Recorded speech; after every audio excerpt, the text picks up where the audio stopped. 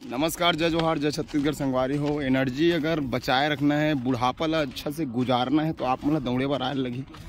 वैसे आज नवरात्रि के पक्ष में तीसरा दिन है ना जी, दूसरा तीसरा दिन हमन में है भाई, ये मन दौड़े रहते मैं है तीसरा दिन शुरुआत करें। मोर भतीजा जाके नाक ला दबा दे कौन जन भगवान के मुँह कर मुझे पता भी नहीं दिसे।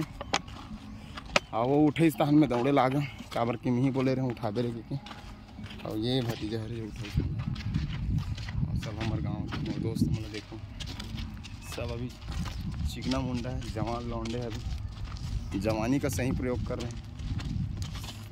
मातृशक्ति के प्रणाम करते हुए मातृशक्ति को अपने आप को मैदान में लेकर आते हैं और इस मिट्टी के तन को दौड़ने के लिए मजबूर कर देते हैं।